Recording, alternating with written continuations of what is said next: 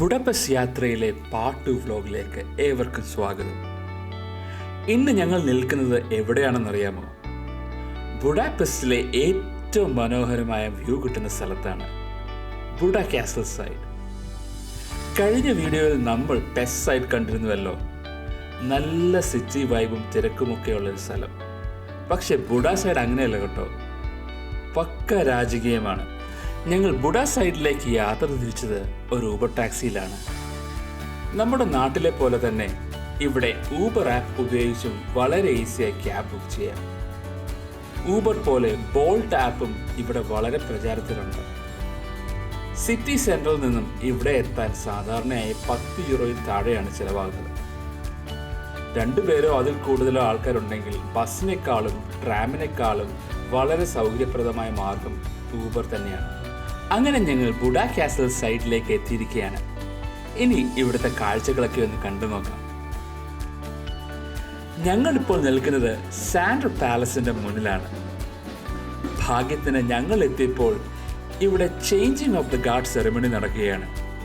ശരിക്കും ഹംഗേറിയുടെ ഒരു പ്രൗഢി നിലനിർത്തുന്ന ഒന്നാണ് ഈ സെറമണി. ദാ അവിടെ ആ വലിയ ഹംഗേറിയൻ പതാക വിരിച്ചിരിക്കുന്നത് കണ്ടോ? അതിൻ്റെ തൊട്ടു താഴെയായിട്ടാണ് ഗാർഡുകൾ ഈ കാണുന്ന ചെറിയ ഗാർഡ് ബൂത്തുകളിൽ നിൽക്കുന്നത്. സാധാരണയായി ടൂറിസ്റ്റുകൾക്ക് കാണാനായി ഓരോ മണിക്കൂർ കൂടുമ്പോഴാണ് ഈ ഗാർഡ് എക്സ്ചേഞ്ച് നടക്കുന്നത്. ഇനി ഈ കൊട്ടാരത്തെക്കുറിച്ച് ഞാനൊരു ഇൻട്രസ്റ്റിംഗ് ഫാക്ട് പറയാം. ഈ കാണുന്ന കൊട്ടാരം 1806 പണി പൂർത്തിയായതാണ്. ഇപ്പോൾ ഇത് ഹംഗേറിയൻ പ്രസിഡന്റിന്റെ ഔദ്യോഗിക വസതി കൂടിയാണ്. പക്ഷേ 2ാം ലോക മഹായുദ്ധ സമയത്ത് ഈ കൊട്ടാരം പൂർണ്ണമായി തകർന്നു പോയതായിരുന്നു. വെറും കല്ല് കൂമ്പാരമായി കിടന്നിരുന്ന ഈ കെട്ടിടം ഏകദേശം 50 വർഷത്തോളം ആരും ശ്രദ്ധിക്കാതെ തന്നെ കിടന്നിരുന്നു. പിന്നീട് 2002 ഇത് പഴയതുപോലെ തന്നെ അവർ പുനർനിർമ്മിച്ചത്. ഇവിടുത്തെ ചില ഭിത്തികളിൽ ഇന്നും ആ വെടിയുണ്ടകളുടെ പാടുകൾ കാണാം. അതൊക്കെ ചരിത്രത്തിന്റെ ഭാഗമായി അവർ മാറ്റാതെ അങ്ങനെ തന്നെ വെച്ചിരിക്കുകയാണ്. ശരിക്കും അത്ഭുതം തോന്നും ഇതൊക്കെ കാണുമ്പോൾ. അങ്ങനെ ഞങ്ങൾ ഗാർഡ് ചേഞ്ചും സാൻഡർ പാലസും ഒക്കെ കണ്ട് പതിയെ മുന്നോട്ട് നീങ്ങുകയാണ്. അപ്പോഴാണ് ഞങ്ങളുടെ ശ്രദ്ധയിൽപ്പെട്ടത് ഈ മനോഹരമായ പുൽക്കൂട്. വളരെ സിമ്പിളായിട്ടാണ് അവർ ഇത് ഒരുക്കിയിരിക്കുന്നത് കേട്ടോ. ഇതിന് തൊട്ടടുത്ത് തന്നെ ഒരു ക്രിസ്മസ് മാർക്കറ്റ് അവർ സെറ്റ് ചെയ്യുന്നുണ്ട്. ഇപ്പോൾ നവംബർ മാസം അവസാനമായതുകൊണ്ട് ക്രിസ്മസ് മാർക്കറ്റിന്റെ പണികളൊക്കെ നടക്കുന്നതേ ഉള്ളൂ.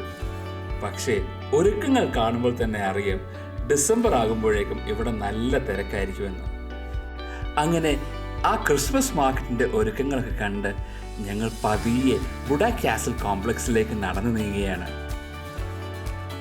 പണ്ട് ഹംഗേറിയൻ രാജാക്കന്മാർ താമസിച്ചിരുന്ന റോയൽ പാലസ് ആണിത്. ഏകദേശം 800 വർഷത്തെ പഴക്കമുണ്ട് ഈ കോട്ടയ്ക്ക്. പഴയ ബുഡാപെസ്റ്റ് ഹിസ്റ്ററിയെക്കുറിച്ച് കൂടുതൽ അറിയാൻ താല്പര്യമുള്ളവർക്ക് ഈ ബുഡ കാസൽ കോംപ്ലക്സിൽ കാണുന്ന ബുഡാപെസ്റ്റ് ഹിസ്റ്ററി മ്യൂസിയത്തിനുള്ളിൽ കയറാവുന്നതാണ്. പക്ഷേ ഒരു കാര്യം പ്രത്യേകം ശ്രദ്ധിക്കണം. ഇവിടെ മ്യൂസിയത്തിൽ കയറണമെങ്കിൽ ടിക്കറ്റ് നിർബന്ധമാണ്. ഇനി ഇവിടുത്തെ ഏറ്റവും മനോഹരമായ ഭാഗത്തേക്ക് വരാം. ഈ കോട്ട മതിലിനോട് ചേർന്ന് നിന്ന് താഴേക്ക് നോക്കിയാൽ കാണുന്ന കാഴ്ചയുണ്ടല്ലോ, അത് വാക്കുകൾക്കും അപ്പുറമാണ്. താഴെ ശാന്തമായി ഒഴുകുന്ന ഡാന്യൂബ് റിവർ, അതിന് കുറുകെ നഗരത്തിൻ്റെ 2 ഭാഗങ്ങളെയും തമ്മിൽ ബന്ധിപ്പിക്കുന്ന മനോഹരമായ പാലങ്ങൾ, പ്രത്യേകിച്ച് ആ ചെയിൻ ബ്രിഡ്ജ് ഒക്കെ ഇവിടുന്ന് കാണാൻ നല്ല രസമാണ്. ശരിക്കും നമ്മൾ ഒട്ടും പ്രതീക്ഷിക്കാത്ത ഒരു രഹസ്യം ഈ കുന്നിന് തൊട്ട് താഴെ തന്നെയുണ്ട്. ഈ ബുഡ കാസൽ കുന്നിനടിയിൽ കിലോമീറ്ററോളം നീളമുള്ള മനുഷ്യനിർമ്മിതമായ തുരങ്കങ്ങളുണ്ട്. അത് കാണാൻ വേണ്ടിയാണ് ഞങ്ങൾ ലിഫ്റ്റ് എടുത്ത് ഇപ്പോൾ കാസലിന്റെ മധ്യഭാഗത്ത് എത്തിയിരിക്കുന്നത്. ശരിക്കും ഇതൊരു അണ്ടർഗ്രൗണ്ട് നഗരം പോലെയാണ്. പണ്ട് യുദ്ധസമയങ്ങളിൽ ശത്രുക്കളിൽ നിന്ന് രക്ഷപ്പെടാനും ഭക്ഷണ സാധനങ്ങൾ സൂക്ഷിക്കാനും എന്തിന് രാജാക്കന്മാർക്ക് രഹസ്യമായി സഞ്ചരിക്കാൻ പോലും ഈ തുരങ്കങ്ങൾ വളരെയധികം ഉപയോഗിച്ചിരുന്നു. ഇതിൽ ഏറ്റവും രസകരമായ കാര്യം 2ാം ലോക മഹായുദ്ധ സമയത്ത് ഇതിൻ്റെ ഒരു ഭാഗം ഒരു രഹസ്യ ആശുപത്രിയായി വരെ മാറ്റിയിരുന്നു. അതായത് ഹോസ്പിറ്റൽ ഇൻ ദ റോക്ക് എന്നായിരുന്നു അതിൻ്റെ പേര്. ആ മനോഹരമായ കോട്ടയുടെ താഴെ ഇത്രയും വലിയ ചരിത്രം ഒളിഞ്ഞു കിടപ്പുണ്ടെന്ന് നമ്മൾ ആരെങ്കിലും വിചാരിക്കുമോ?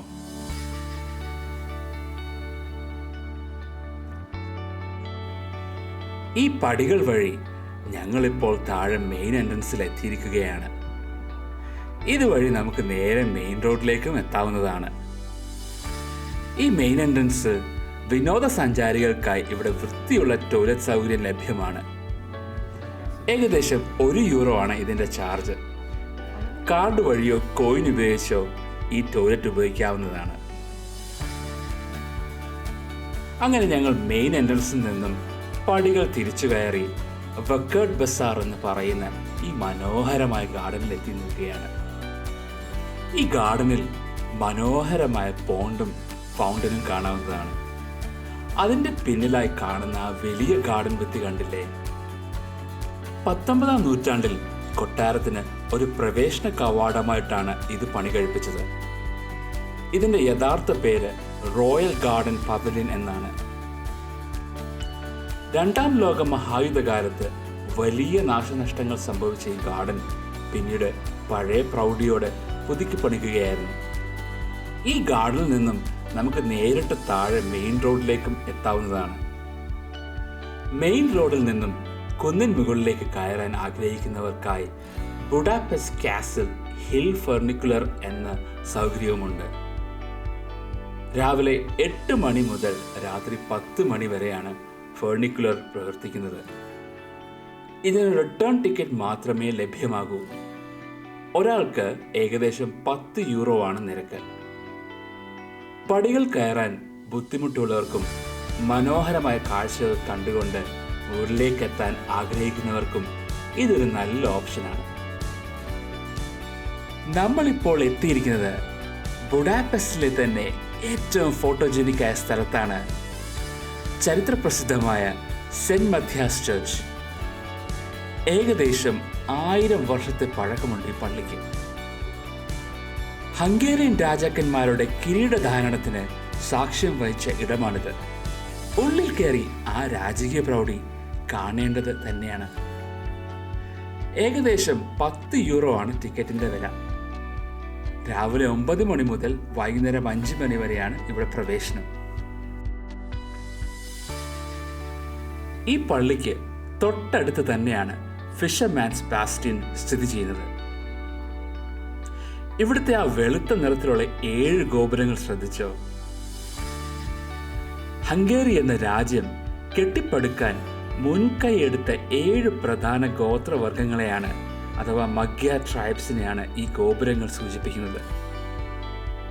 ഇതിന്റെ പേരിന് പിന്നിലും രസകരമായ ഒരു ചരിത്രമുണ്ട്. മധ്യകാലഘട്ടത്തിൽ നഗരത്തിന്റെ ഈ ഭാഗം സംരക്ഷിച്ചിരുന്നത് ഇവിടുത്തെ മീൻപിടുത്തക്കാരുടെ ഒരു കൂട്ടായ്മയായിരുന്നു. അതിനെ ഗിൽഡ് ഓഫ് ഫിഷർമാൻ എന്നാണ് വിളിച്ചിരുന്നത്. അവരുടെ ആ ധീരതയ്ക്കും സേവനത്തിൻ്റെ സ്മരണയ്ക്കായാണ് ഇതിന് ഫിഷർമാൻസ് ബാസ്റ്റിൻ എന്ന് പേര് നൽകിയത്. 19-ാം നൂറ്റാണ്ടിൻ്റെ അവസാനത്തിൽ പണി കഴിപ്പിച്ച ഈ കോട്ടമതിലിന് ഏകദേശം 140 മീറ്റർ നീളമുണ്ട്. ഇവിടെ നിന്നുള്ള പാർലമെന്റ് ഹൗസിന്റെ കാഴ്ച അതിമനോഹരമാണ്. ഇവിടെ വരുമ്പോൾ നിങ്ങൾ ശ്രദ്ധിക്കേണ്ട ഒരു കാര്യമുണ്ട്. ഈ കാസിൽ ഹിൽ കാണാൻ വരുമ്പോൾ എപ്പോഴും സെന്റ് മത്യാസ് ചർച്ചും ഫിഷർമാൻസ് ബാസ്റ്റിനും എന്നിവ ആദ്യം കണ്ടു തുടങ്ങുക. അതിനുശേഷം പതുക്കെ നടന്ന് ബുഡ കാസിൽ ഭാഗത്തേക്ക് നീങ്ങുന്നതാണ് ഏറ്റവും നല്ലതായ റൂട്ട്. എന്തിനാണെന്നല്ലേ? ഇതൊരു 1 വേ നടത്തം പോലെയാണ് പ്ലാൻ ചെയ്യേണ്ടത്. കാരണം നിങ്ങൾ ആദ്യം കോട്ട കണ്ട് താഴെ മെയിൻ റോഡിലെത്തിക്കഴിഞ്ഞാൽ പിന്നീട് സെന്റ് മത്യാസ് ചർച്ചിലേക്ക് വീണ്ടും കാണാൻ വരണമെങ്കിൽ കുന്നിൻ മുകളിലേക്ക് പടികൾ കയറി വരേണ്ടതുണ്ട്. അത് നല്ല പണിയായിരിക്കും. സമയം ഒരുപാട് നഷ്ടപ്പെടുകയും ചെയ്യും. അതുകൊണ്ട് മുകളിൽ നിന്ന് കാസിൽ കണ്ട് പതുക്കെ താഴെ ഇറങ്ങി വരുന്ന രീതിയിൽ പ്ലാൻ ചെയ്താൽ നിങ്ങൾക്ക് സമയം ലാഭിക്കാം. കാഴ്ചകൾ കൂടുതൽ ആസ്വദിക്കുകയും ചെയ്യാം. കാസിൽ കണ്ടു കഴിഞ്ഞാൽ നമുക്ക് സുഗമമായി വക്കേർഡ് ബസാർ വഴിയോ പടികൾ വഴിയോ താഴെ മെയിൻ റോഡിലേക്ക് വരണം.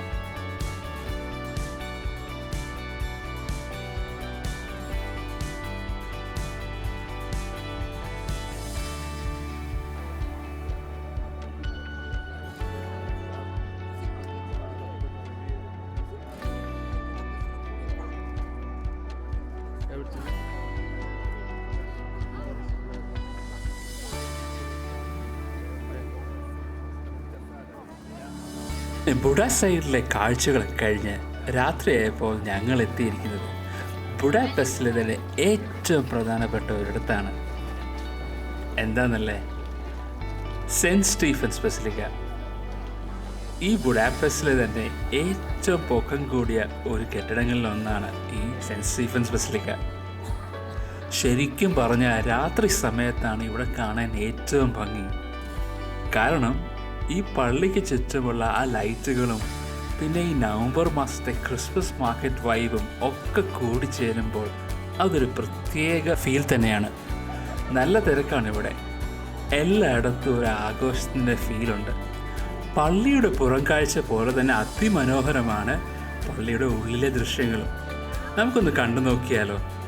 നമ്മളിപ്പോൾ നിൽക്കുന്നത് ഈ പള്ളിയുടെ ഏറ്റവും പ്രധാനപ്പെട്ട ഭാഗത്താണ്, മെയിൻ ചാപ്പൽ. മുന്നിലുള്ള അൾത്താരയിൽ കാണുന്ന ആ രൂപം ഹംഗേറിയുടെ രാജാവായിരുന്ന സെൻറ്റ് സ്റ്റീഫൻ്റേതാണ്. ഇനി ആ മേൽക്കൂരയിലൊന്ന് നോക്കിയാൽ നിറയെ അതിമനോഹരമായ പെയിൻറ്റിങ്ങുകളാണ്. വെറും പെയിൻറ്റിങ്ങുകൾ മാത്രമല്ല, ഗോൾഡൻ ലീഫ് വർക്കുകളും മൊസൈക്ക് കലകളും ഒക്കെ ചേർന്ന് ശരിക്കും ഒരു വിസ്മയം തന്നെയാണ് അവിടെ ഒരുക്കിയിരിക്കുന്നത്. ഏകദേശം 96 മീറ്റർ ഉയരത്തിലാണ് ഈ കുറ്റൻ ഗോപുരം നിൽക്കുന്നത്. താഴെ നിന്ന് നോക്കുമ്പോൾ നമുക്കൊരു പ്രൗഡ് ശരിക്കും ഫീൽ ചെയ്യും.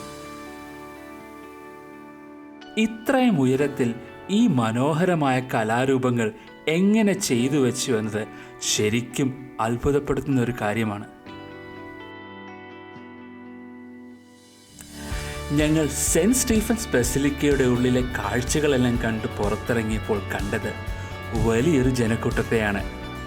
ക്രിസ്മസ് മാർക്കറ്റിലെ ആ ഒരു തിരക്കും ബഹളവും ഇപ്പോൾ ഈ സ്ക്വയറിലാകെ നിറഞ്ഞു നിൽക്കുകയാണ്.